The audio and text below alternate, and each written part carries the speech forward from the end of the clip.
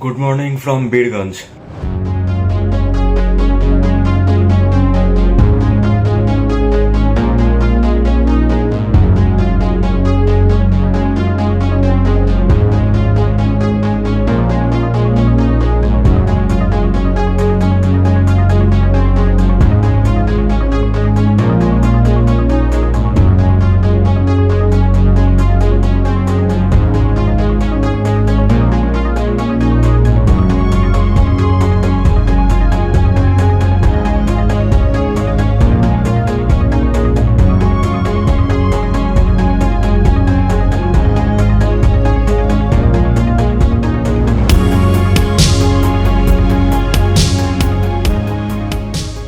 কালকে আমরা এখানে এসে পৌঁছেছি যখন অলমোস্ট তখন বাজে রাত 8টা। তো কালকে আর এনার্জি ছিল না এই ব্লগটাকে শেষ করার, কারণ প্রায় 22 ঘন্টা মতো বাইক জার্নি হয়েছে আর অ্যাপ্রক্সিমেট আমার বাড়ি থেকে 753 কিলোমিটার মতো চালাতে হয়েছে এখানে আসার জন্য। তো আসার পর স্নান করে খাওয়া দাওয়া করে ঘুমিয়ে পড়েছিলাম। আর যে রুমটায় ছিলাম 3জন মিলেই রুমটায় ছিলাম, বাকি 2জনকেও পরে খুঁজে পেয়েছিলাম যখন বানসার বানাতে গেছিলাম। আর বানসার মানে হচ্ছিল তোমরা যখন ইন্ডিয়া থেকে বাইক নিয়ে নেপালে আসবে তখন ওদের একটা মানে বাইকের 7 দিন হোক 10 দিন হোক পারমিট করতে হয়, যাতে তোমরা সেই বাইকটা নিয়ে নেপালের মধ্যে আরামসে ঘুরে বেড়াতে পারো। আর বানসার করতে গেলে তোমাদের কিচ্ছু লাগবে না, ড্রাইভিং লাইসেন্সও আগে শুনেছিলাম লাগতো, এখন সেটাও আমার লাগেনি, শুধু আরসি দিয়েছি, ওতেই কাজ হয়ে গেছে। আর তারপর নেপালের সিম উঠিয়েছিলাম, তো এনটিসির সিমটা ওঠানোর প্ল্যান ছিল, বাট এনটিসি অ্যাভেলেবেল এখানে একটা দোকানেও পেলাম না, সেই জন্য বাধ্য হয়ে এনসিএল এর সিম ওঠালাম। তারপর মানি এক্সচেঞ্জ করলাম, আর মানি এক্সচেঞ্জে 100 টাকায় জেনারেলি 160 হয়, বাট ওরা কেটে কুটে 158 দেয়। তো 157 কেউ কেউ বলতে পারে, বাট তুমি বলবে 158 আরামসে ম্যাক্সিমাম জায়গায় তোমাদের দিয়ে দেবে। আর যে রুমটায় ছিলাম, রুমটা আমাদের নিয়েছে নেপালিস কারেন্সিতে 2100, এর মধ্যে আমরা 3জন ছিলাম, তো আমাদের 700 করে পড়েছে, মানে ইন্ডিয়ান কারেন্সিতে ট্রান্সফার করলে ওটা অলমোস্ট 480 মতো করে আসবে। তো এই রুমটা হচ্ছে হলে এটা তোমরা দেখে নাও।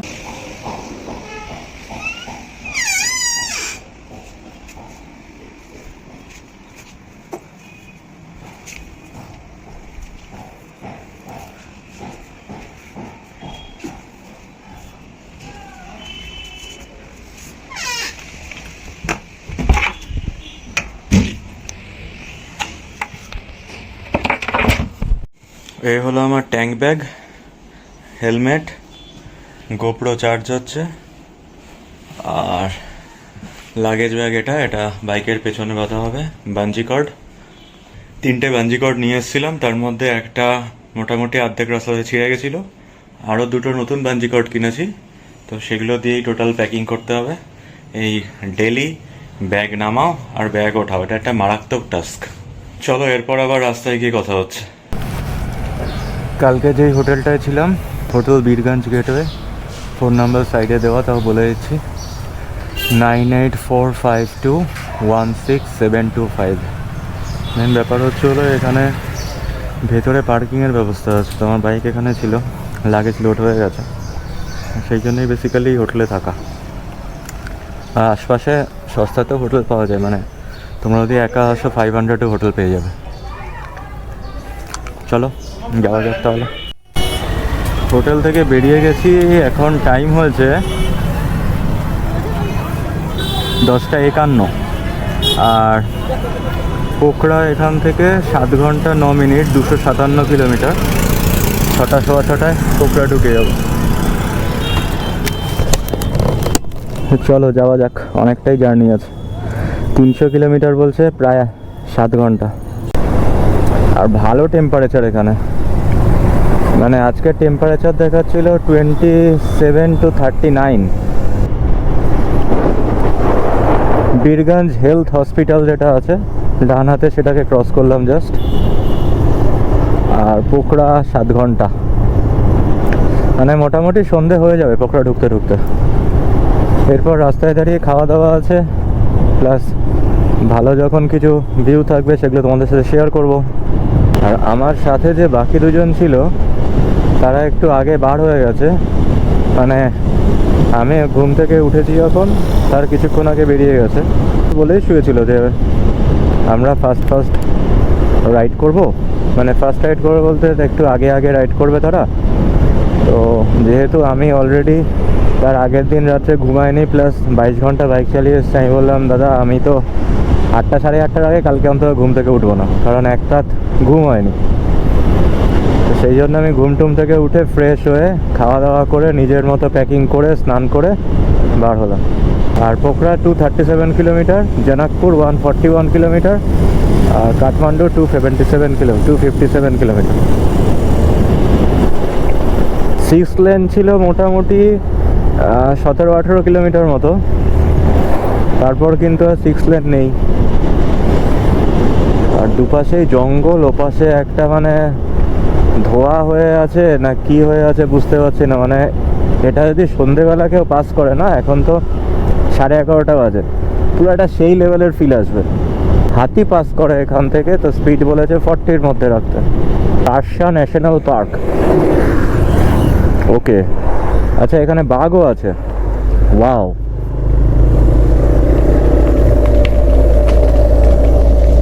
ওই যে ভেতরে আগুন লাগানো, আচ্ছা ওটারই ধোঁয়া এগুলো সব। দুপাশে পারশা ন্যাশনাল পার্ক আর মাঝখান থেকে পাস করছি।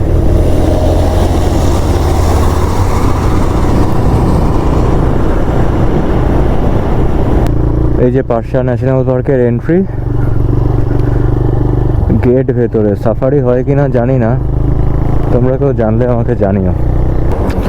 ওপাশের লোকজন ভালো রাস্তা দিয়ে যাবে আর আমরা খারাপ রাস্তা দিয়ে যাবো। বাহ ভাই বাহ। নেপালে এন্ট্রি নেওয়ার পর এটাই দেখা ফার্স্ট পাহাড়, মানে ছোট পাহাড় যদিও।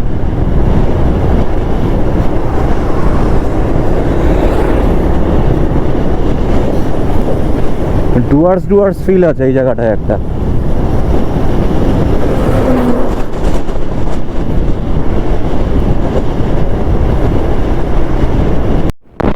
কি লাগছে দেখো পেছনটাতে।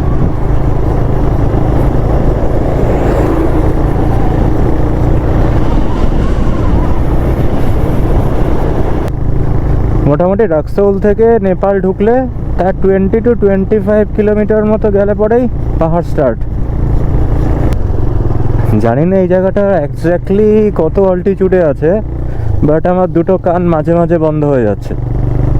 ঢোক গিলে নিচ্ছি তখন একটা করে, আবার খুলে যাচ্ছে। তো পাহাড়ে যখন তোমরা উঠবে তখন মাঝে মাঝে এইসব আর কি হয়, দুটো কান বন্ধ হয়ে গেল, তো তখন ঢোক গিলে নেবে একটা ছোট্ট করে, দেখবে বা দুটো কান কিছুক্ষণের জন্য খুলে যায়।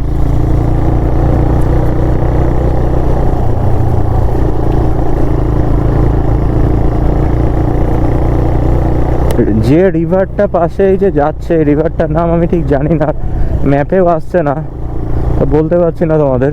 মানে রিভার বলতে এটা বৃষ্টির সময় জল থাকে আর বাকি সময় এরকম ড্রাই হয়ে পড়ে থাকে। জল তো অবশ্যই যায়, তো এরকম শুকনো সব সময় থাকে না। এই দেখো ছোট ছোট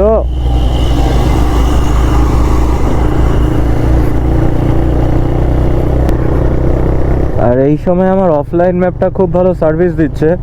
নেট তো আমি অফ করেই রেখেছি, কারণ এখানে আমায় 250 টাকায় 7 GB দিয়েছে নেট। তো নেট আমি ওই কারণে অফ করেই রেখেছি।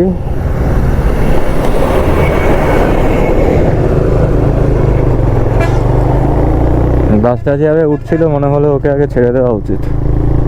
পাহাড়ের একটা নিয়ম আছে, যে উপরে উঠবে তাকে আগে সবসময় জায়গা করে দেওয়া উচিত। তো দেখবে খেয়াল করে পাহাড়ে এসে যারা নিচের দিকে নামে, মানে যে বাস ট্রাকগুলো, তারা যেই বাস বা ট্রাক ওপর দিকে আর কি উঠছে ওদেরকে দেখবে আগে জায়গা করে দেয়। আর এই অফলাইন ম্যাপ খুবই হেল্পফুল।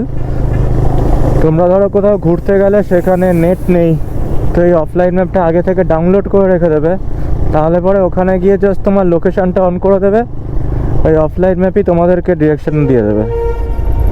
একটা ছোট্ট কথা বলে রাখি, এই ট্রাকগুলো যখন পাহাড়ে উঠবে, ট্রাকের একদম পেছনে বাইক নিয়ে বা 4 চাকা নিয়েও কখনো থাকা উচিত না। কারণ থামলো ধরো, এরপর যখন ওরা আর কি এক্সিলারেট করবে, তখন ওরা সামনে না গিয়ে একটুখানি পেছনে আসবেই, তারপর পেছনে এসে ওরা এক্সিলারেট করবে। তো তুমি যদি একদম পেছনে থাকো, তোমার কিছু আর কি অপশান থাকবে না। ইভেন ওরাও যে একদম ট্রাই করছে না সেটা না, ওরা যতই ট্রাই করুক একটুখানি চাকা পেছনে আসবে, আর সেই সময় যদি তুমি পেছনে থাকো, পেছনে সরতে না পারো, তো একটা বাজে ব্যাপার হয়ে যাবে।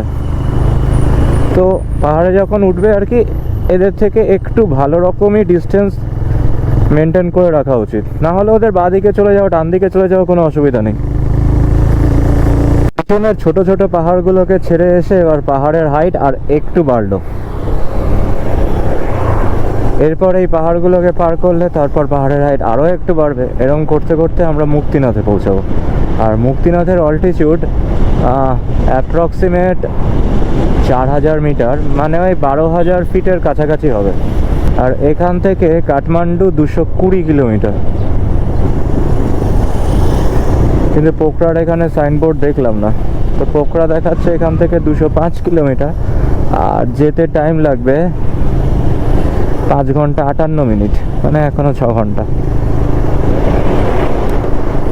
এইখানে একটা সাসপেনশন ব্রিজ আছে, বাইক নিয়ে খুব সম্ভবত উঠতে দেয় না। আরেকটা আছে, এটা তো ছোট, আরেকটা আছে এটা বিশাল বড়, তো ওটাই বাইক নিয়ে আমরা উঠবো।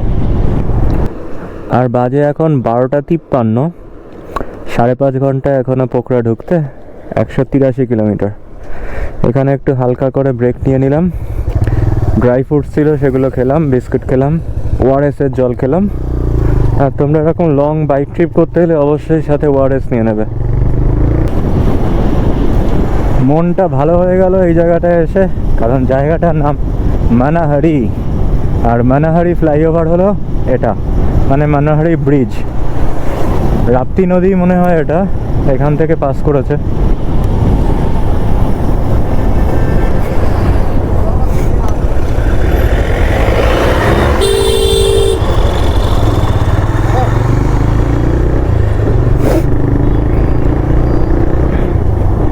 পোখরা আজকে ডাউট আছে রাত্রিবেলা ঢুকতে পারবো কিনা।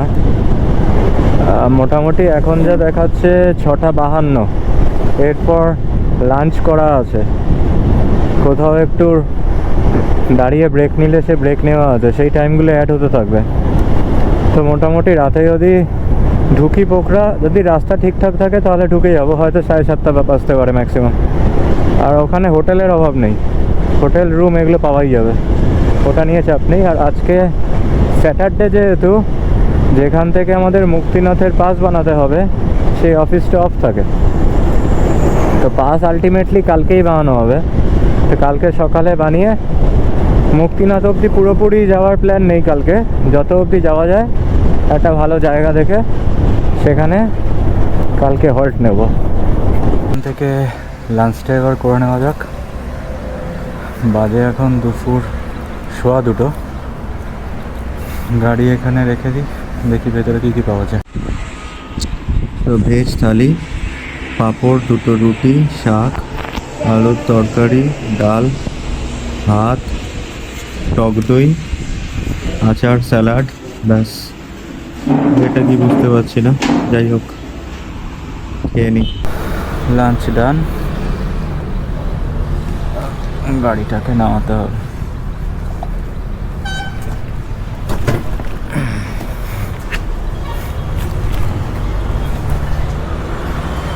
যাওয়া জায়গা লাস্ট 60-70 কিলোমিটার রাস্তা এরকম, মানে এই জায়গা দিয়ে ট্রাকের চাকা গেছে, এই জায়গাটা প্লেন, তারপর একটা উঁচু, তারপর আবার ট্রাকের চাকা গেছে যে জায়গা দিয়ে, ওই জায়গাটা প্লেন। আর এই সব রাস্তা বিশেষ করে বাইক চালানোর জন্য মারাত্মক বাজে।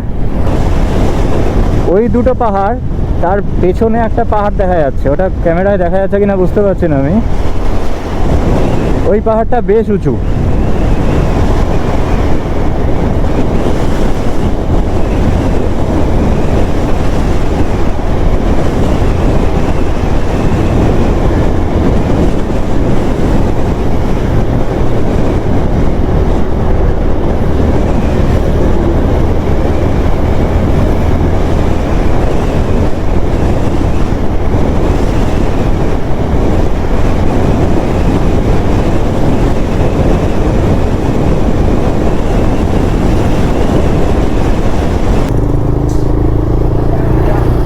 নারায়ণগড় এই জায়গাটার নাম।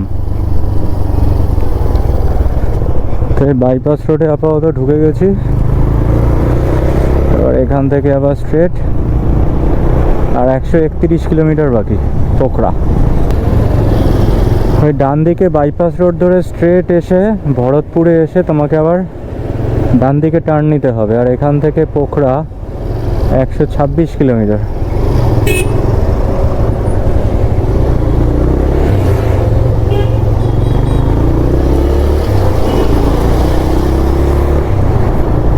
সামনের অফ রোড বাইকটাকে দেখো, 150 সিসির বাইক, অফ রোডে চালানোর জন্য একদম সুপার মাস্ট। আমি জানি না এটা ভাড়া নিয়েছে নাকি, বাট এখানে ভাড়া পাওয়া যায়। সাউন্ড শোনো ভাই, সাউন্ড দেখি ধরা যায় নাকি। You feel low, you can still go. Even when you feel slow, you can still go. Even when there's no hope, you can still go. I never answer to no, man, I still go. Go, go, go, go, go, go, go, go, go, go, go, go, yo, go, go, go. Hustle hard, hustle every single day. I'll be making moves till I'm buried in my grave. To the system, I don't wanna be a slave. I've been doing shit my way, or the highway. আর এই জায়গাটা দেখে বেশ ভালো লাগলো, তাই জন্য একটু side হলাম। ওই যে ব্রিজটা গেছে, ওর ব্রিজটার ওপর দিয়ে আমার রয়ে না, আমার রয়ে হচ্ছে হলো এইটা। বাট ব্রিজটা দেখে একটু লোভ লাগলো, ভাবছি ওপর দিয়ে গিয়ে একবার ঘুরে আসি। এই রুটটা যদিও আমার যাওয়ার রুট না, কিন্তু এই ফ্লাইওভারটা দেখে আর এই দুপাশের সিনিক বিউটি দেখে এই রুটটা দিয়ে যেতে ইচ্ছা করলো।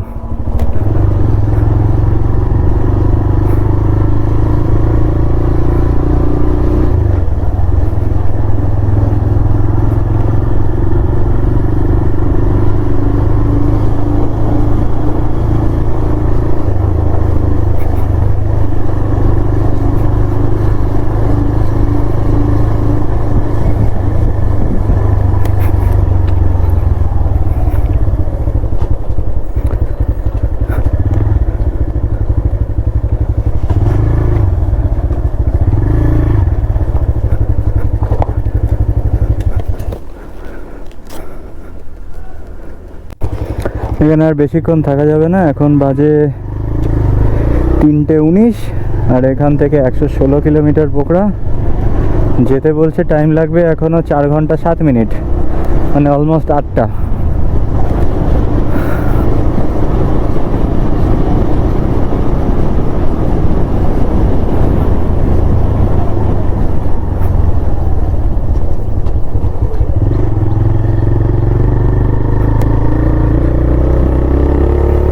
তো আবার আমার যেটা যাওয়ার রাস্তা ছিল সেই রাস্তায় উঠলাম।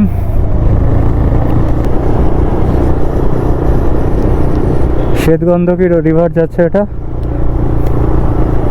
কালীগন্ধকী রিভারটা আরও পরে গিয়ে পাবো, ওটাই আমাদের মুক্তিনাথ অবধি থাকবে। বীরগঞ্জ থেকে যখন বার হয়েছি তখন ভালোই টেম্পারেচার ছিল বীরগঞ্জে। আর যত পাহাড়ের ওপরে উঠছি ওয়েদার আস্তে আস্তে সুন্দর হচ্ছে, শুধু ওয়েদারই না, সাথে সাথে সিনিক বিউটিও দেখো তোমরা। এখনও তো কিছু শুরু হয়নি, ভয়ঙ্কর খেলা তো মুক্তিনাথের রাস্তায় আছে, পোখরার পর থেকে শুরু হবে। সামনেই যে সাদা মতো পাহাড় থেকে একটা পজিশন দেখতে পাচ্ছ, ল্যান্ডস্লাইড হয় এখানে।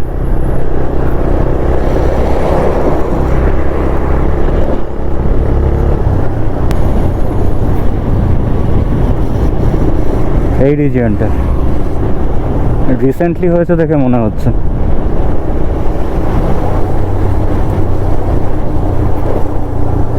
এই পুরো এরিয়াটাতেই হয়।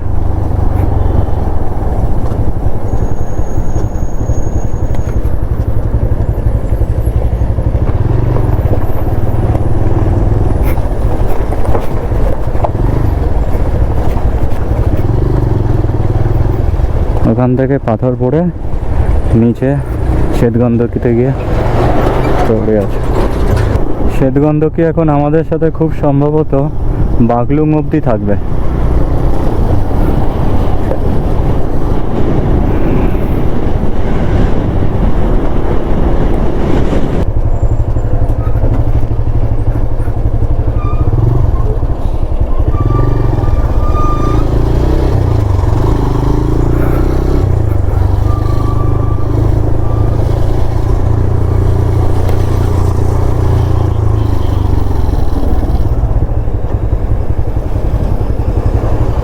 এখানে ফুল ট্রাফিক জ্যাম।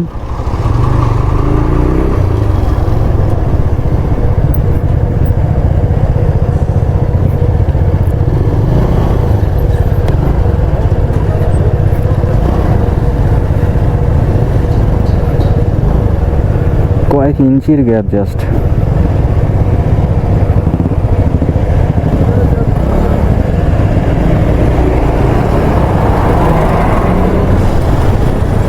নেপালের সব লাল নাম্বার প্লেট আর আমার সাদা নাম্বার প্লেট।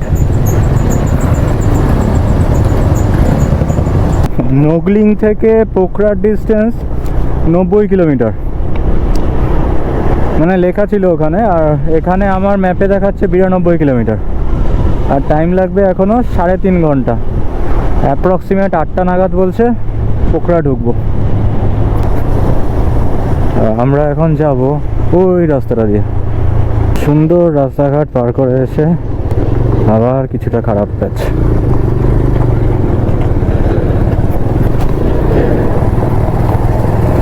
লাগেজটা না খুলে যায় সেই ভাবছি। রাস্তায় যদিও দুবার আবার টাইট করলাম।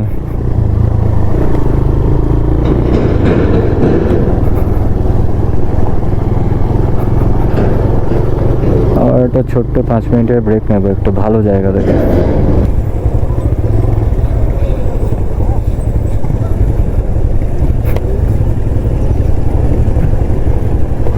এইসব রাস্তায় বাস লরির পেছনে যাওয়া মানে ধুলো খেতে খেতে যাও।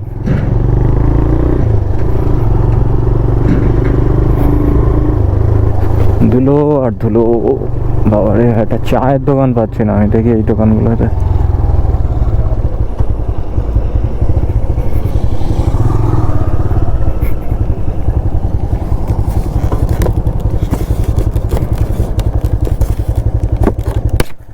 चाय मिलेगा? चाय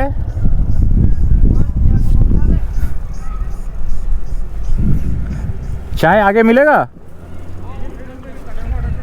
उधर? বলছে বাদিকে ওখানে ওই দোকানটায় নাকি চা পাওয়া যেতে পারে।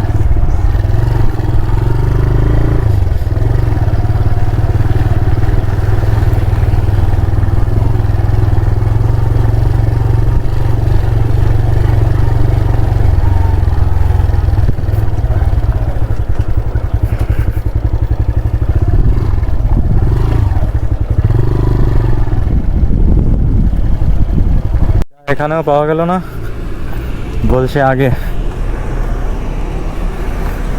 চা তো চাই একটুখানি, বাবারে বাবা।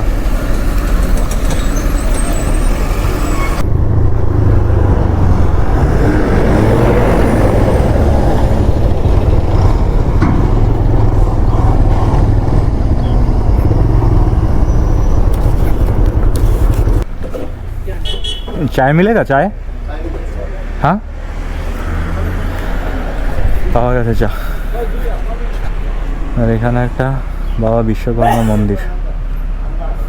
চা নিল এখানে নেপাল কারেন্সিতে 25, মানে ইন্ডিয়ান কারেন্সিতে 16 টাকা মতো চা। ভালোই খেতে ছিল, খারাপ না। আর 5টা বাজে, 72 কিলোমিটার বাকি, 2 ঘন্টা 46 মিনিট লাগবে বলছে, মানে 8টা 5-এ গিয়ে ঢুকবো বলছে।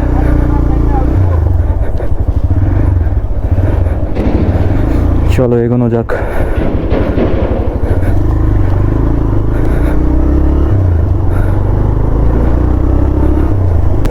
আবার একটা জ্যাম।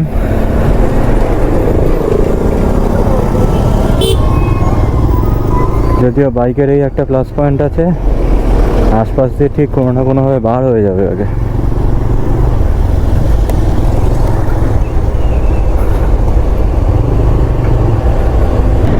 আজকে খালি পাহাড়ে ওঠা নামা।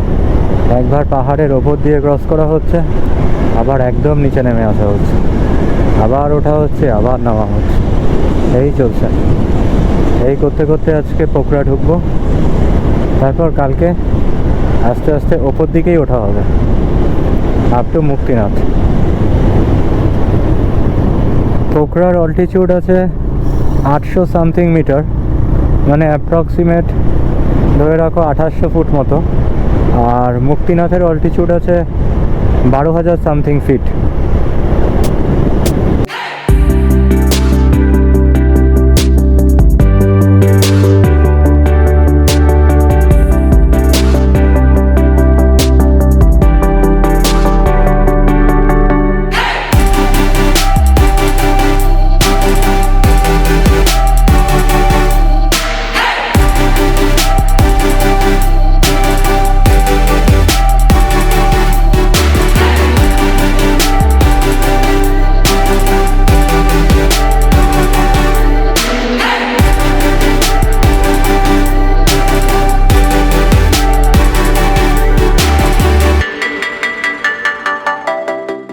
কাঁকড়া যাওয়ার রাস্তাটায় সব কিছু ঠিক আছে, মানে বলতে গেলে 95% রাস্তাটা খুবই ভালো, কিন্তু এই যে মাঝে 5% মানে একটা 150 মিটার করে করে যে এই খারাপ রাস্তা, এটাই ফুল এনার্জি বার করে দিচ্ছে। নাহলে রাস্তা পুরো মানে মাখন। ব্যাগটা পুরো ঝুলে গেছে একদিকে, সোজা করতে হবে আগে।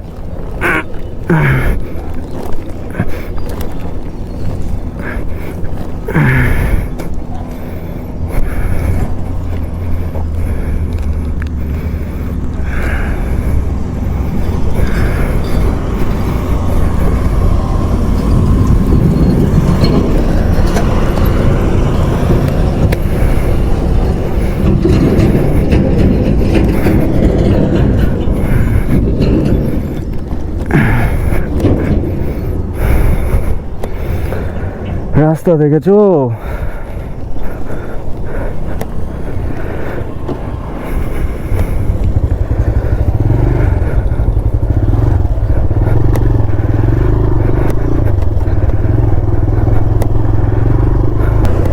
আরে বাদিকটা দেখো, ওই ব্রিজটা না, আমাদের ওই ব্রিজটা রুট না, নাকি এই ব্রিজটাই রুট আমাদের?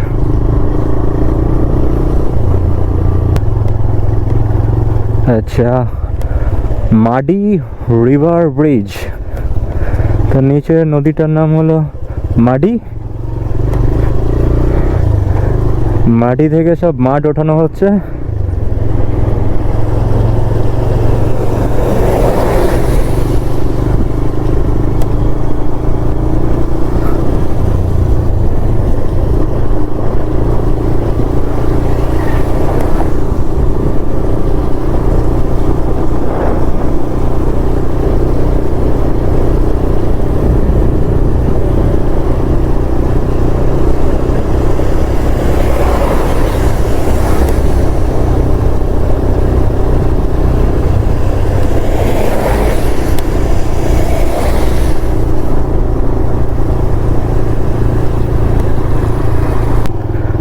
লাস্ট 5-6 কিলোমিটার এরকম খারাপ রাস্তার উপর দিয়েই আসছি, আর ভালো রাস্তা খুঁজে পাওয়া যাচ্ছে না।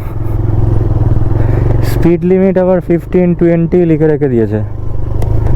এই রাস্তা এর ওপর কে যাবে? প্রাণের ভয় আছে তো নাকি?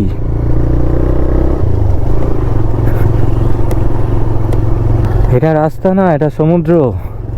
আর আমি বাইক চালাচ্ছি না, আমি নৌকা চালাচ্ছি। হ্যাঁ, স্কার্ট।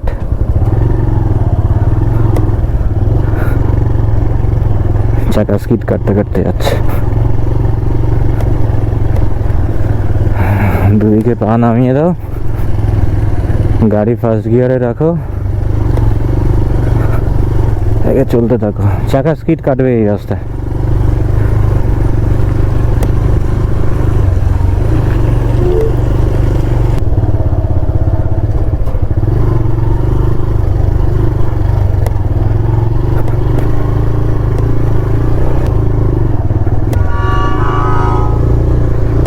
বাসের হর্ন না, ওটা কি?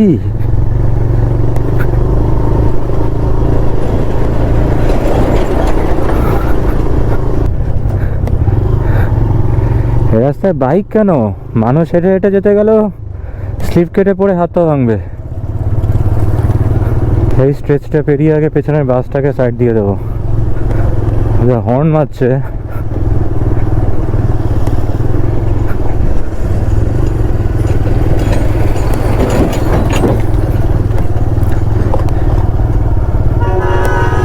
হর্নের আওয়াজ শোনো।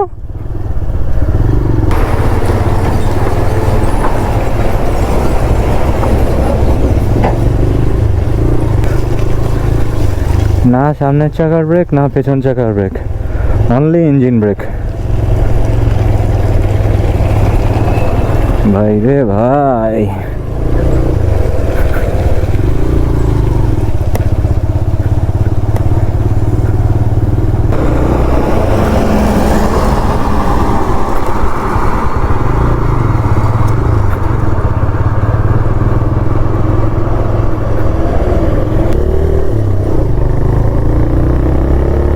রাস্তাটা এতটাও বাজে হতো না যদি রাস্তায় জল না থাকতো।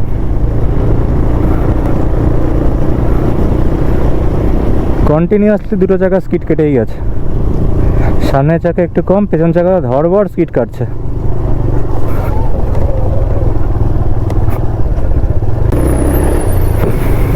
কাদামাটি পার হয়ে গেছে, এবার খালি ধুলো আর ধুলো, ধুলো খেতে খেতে চলো।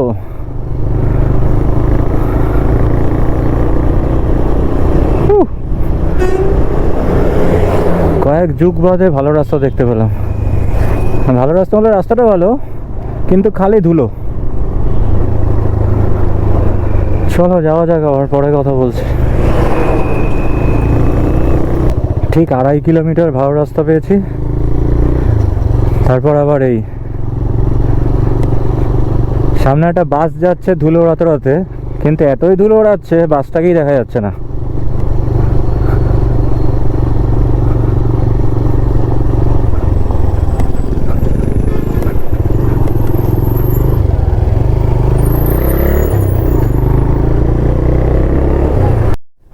ওই দেখো ডান দিকে পাহাড়ের ওখানে আগুন জ্বালানো হয়েছে।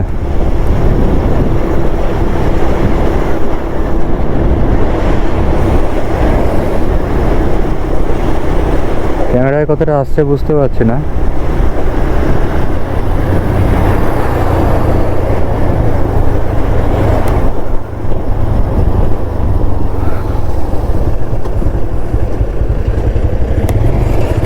আর এরকম মাঝে মাঝে ভালো মাঝে মাঝে খারাপ, মানে অর্ধেক ভালো অর্ধেক খারাপ। তার আগে মানে ধরো পোখরা ঢোকার 48 কিলোমিটার মতো আগে থেকে এরকম ভালো খারাপ দিয়ে স্টার্ট হয়েছে। তার মধ্যে খারাপটাই ম্যাক্সিমাম, ভালোটা খুব মিনিমাম। লরির পেছনের চাকাটা ফলো করতে করতে যাচ্ছি আমি, তো মোটামুটি মাটি উঁচু ফুচু থাকলেও সেট করে দিয়ে যাবে। আর তার উপর দিয়ে আমি যদি বাইক নিয়ে যাই একটু সুবিধাই হবে। সামনে দেখো খালি ধোয়া আর ধোয়া।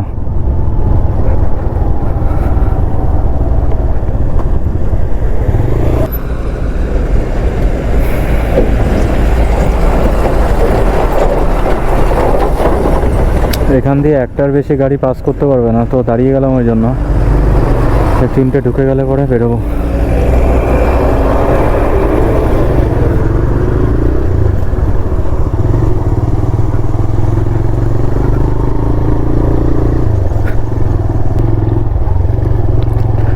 এখান থেকে রাস্তা নাকি পোখরা অবধি ম্যাক্সিমামটাই এইরকমই রাস্তা। আর হোটেল ওখানে সারা রাতই নাকি অলমোস্ট ওপেন থাকে, মানে 12:30 1টার সময় তোমরা গিয়ে ঢোকো তো হোটেল পেতে আর খাবারের জন্য কোনো অসুবিধা হবে না ওখানে।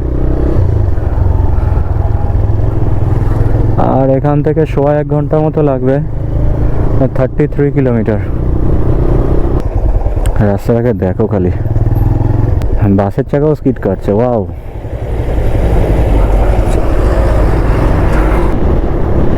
প্রায় 2-2.5 ঘন্টা পর এরকম ভালো রোড পেলাম, কি শান্তি, বাপরে বাপ। পোখরা 16 কিলোমিটার বাকি।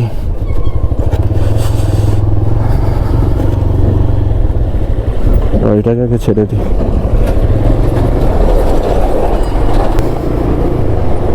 অলরেডি পোখরা ঢুকে গেছি, আর আমি যেখানে থাকবো সেটা এখান থেকে এখনো 2.93 কিলোমিটারের কাছাকাছি। ফার্স্ট টাইম সিগন্যাল দেখতে পেলাম নেপালে ঢোকার পর।